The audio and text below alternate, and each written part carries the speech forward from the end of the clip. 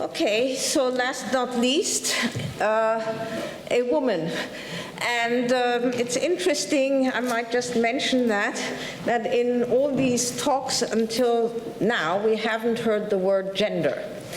And I think it's interesting, and I must mention that turn, sorry, that when this famous first meeting was put together, I was actually contacted at the very last minute, and I'm very grateful forever for this, because somebody else dropped out. So if this other person wouldn't have dropped out, it would have been a company of very wise men. In this way, and I don't play with this notion of token woman, because I've been that in so many places, and it's so wonderful that that has stopped, that there has been a huge development. But I must mention and emphasize that my sort of biography and my intellectual development has, of course, also been influenced by feminism, and that the struggle of women to get to universities, to achieve something, to be regarded as equal in many, many places, not only at universities, has been part and parcel of my life and also of my experiences. So of course it's also part of being critical, and it's also part of what I do in my research. I might want to start with this interesting discursive construction of identity, which we're asked to do, also by mentioning where I come from. I'm a child of refugees. My parents were refugees in the UK, and I'm forever grateful to England to having opened their borders for some Jewish refugees, 1938, not for all. My mother comes from a rabbi's family, and my father from a worker's family, very Austro-Marxist, very communist. He was a communist. And I grew up with this memory of being a child of refugees on the one hand and coming from a very left-wing background on the other hand. I've never understood why my parents actually came back to Austria, and it's something my generation has never understood, why people who have been thrown out in terrible ways actually came back. But for my father, that was kind of the mission of preventing, so the never again was very important. And I'm saying that because it has become very important for me. It's my mission. I've reflected a lot about that. One of my missions is, and that's why I'm studying what I'm studying, to understand inclusion and exclusion, the phenomena of marginalization, and also to understand, explain, describe this, but also to try and do something in practice. And that is also something we haven't really touched upon yet, apart from teaching. What can we do in practice? And I mean outside of universities. Now, I also didn't start with CDA or discourse analysis. I actually, very similar to Teun, started with literature, Slavic literature. I wanted to write my thesis about Brusov and the Russian symbolists, and I was also very interested in history. But the Austrian universities were very different than what you might have experienced both in the Netherlands and in England. In the University of Vienna, we were still surrounded by old Nazi professors who continued with their ideology. And we were also surrounded by terrible, patriarchal, feudal professors. And so the 1968 movement, for me, was my crucial point. It meant turning over this system. And I started studying in 1968. And it was my entry point really into activism. And the activism was not only against Vietnam and, you know, the things we were shouting on the streets, but it was against the fascism at that university. And we turned it around. Yeah, we changed a lot of stuff. Unfortunately, it has changed back in many ways, and we will be talking about the neoliberal university. But I really want to draw your attention to a very different context, and that's why I'm also in my research, I'm so context dependent. We cannot generalize developments, and Austria and Germany and the Eastern countries were very different, still are very different than what you experience in the Anglo-American world, and also probably in what is called Western Europe. The other important point for me when I was 68 was Prague. Now, Prague 68, and most of you are much too young to have experienced that, has never left me, the image of Palach burning himself in front of the Soviet tanks. And the experience of being at the border of communism, Stalinist communism, was an extraordinary one for somebody living in Vienna. That was basically next door. That was 45 minutes away, but we couldn't cross that border, except if we waited for hours and the cars were searched, we had to get a visa and all that stuff. And there were people across that border with whom we communicated.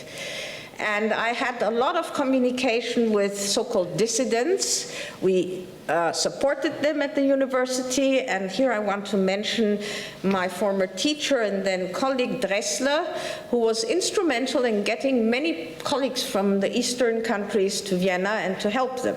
So I have a very different experience in my studies, very much related to oppression, to history, to a very terrible history, and to also feminism, because our situation was really awful. I mean, when I studied, we had 3% female professors in all of Austria in all disciplines. Now we have about 18. Well, it's better, but still not really wonderful.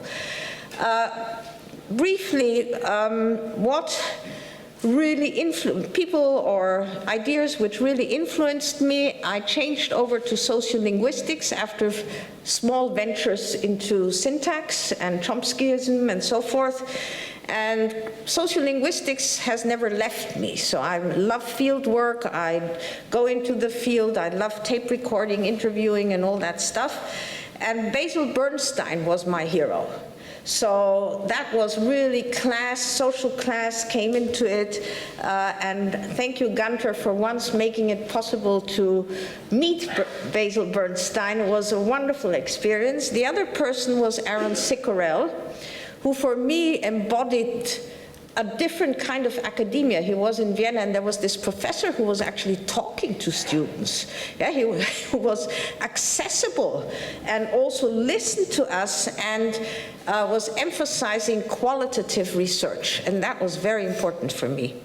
And the third really intellectual father was Habermas, because Habermas in the student movement became a hero, and that was what we experienced. Okay, so sociolinguistics then led me to text linguistics, and that led to discourse analysis, and then reading Tön's stuff, especially Prejudice and Discourse, was very important for me, and I met Tön in 1986, and we started collaborating, and I think in that way, from text linguistics, I slowly came into applying language in use and language in context on a textual level. My work, I've always reacted to events in some ways. I'm a very curious person. I want to understand events. So apart from organizational issues, my big issue was Waldheim. So after '68, Waldheim affair shook Austria, and we were interested in why did anti-Semitism rise so much during that affair. I was also shook by the so-called Wehrmacht exhibition, where war crimes came to the fore. So I agree, the boys and toys. And there is much research. I know Lily also is doing research on war crimes and soldiers. And now, finally, what I'm doing is I'm still writing about right-wing populism, as I've done for the past 25 years or something. I've just finished my book on this, and now I come to sort of a bit of reflection on what it means to do research on things that don't really change. So we've been talking about so many positive things, yeah, and crises are constructive, and you come forward looking, and we can change so much. My question now at the end of sort of my 10 minutes or 12 minutes is, have we changed anything? What have we changed? What have we influenced? Students, yes, it's wonderful to see many students here, and I've learned enormous amounts from my students who come from all over the world. I've learned so much from my collaborators, and I always work together in projects with people, and indeed Martin, who's sitting here, Michael, who's sitting here, have been long-time collaborators. I would never have done all what I've done without them, and with many others sitting in this room. But what have we changed? Yeah, my first article about Haider, I think, was 1989. Yeah? He started 86, he came in a coup, and then 1992, he already won many votes after the fall of the Iron Curtain, yeah, because then immigration started, and then it was sort of zoom up. Yeah? Similarly in Belgium, Vlaams Blok, and so forth. Okay, so now the Freedom Party in Austria stands at 29% at first place in opinion polls. I've written, I don't know how many articles, books, we have done so much. We've done exhibitions, demonstrations, I've been writing in newspapers, I gave interviews, and so what does our critical voices, who do they reach? Do we only preach to the converted? I'm not depressed, yeah, I'm still continuing with what I do, but I'm posing this question. And I think we should reflect on who we can reach, what we can do, where we can do it, and what are our limitations as scholars, as academics. And we shouldn't sort of have illusions of, we will change the world. Well, we are not changing the world. We haven't changed the world. We might change little steps somewhere. We might encourage other people to change something elsewhere. The situation of women has changed, but again, we have women as embodied, marginalized phenomena. I'm talking about Muslim women in burqa and headscarves. They have become the symbol of exclusion. I'm talking about abortion, debates about abortion in the States by the Tea Party. Men talking about women's bodies. Women are not even present in these debates, or they encourage them, like some Michelle Bachmanns and Sarah Palins. So we are left with so many contradictions. And this is what I'm interested in. I'm interested in understanding why this is so. Of course, capitalism, yeah, but in detail, locally also. And what are the issues we can really confront, and what can we do? And what are our limitations? And I can just tell you what I want to do. I'm slowly retiring, which is nice, and I will be back in Vienna most of the time. I'm still employed 25% in Lancaster, so I'm not abandoning my PhD students, but I will be based again in Vienna. I will work with an NGO at least once every 2 weeks and help them write letters and do things which I can do, which is to work with texts and also give a public voice to some of their issues, apart from continuing to work on especially border and body politics, which is something I'm really interested in now, and I've started to work on, as people who've been in Budapest will have noticed. I think we need to find different levels of engagement, and we need to be very clear what we want to do. And not everybody wants to do that because it's difficult to go outside of academia. Those who've done it, like Teun and I, have cashed a lot of punishment for doing that, but also lots of support. So it's not easy to do it, but I think this is something everybody has to decide for themselves. Thank you very much.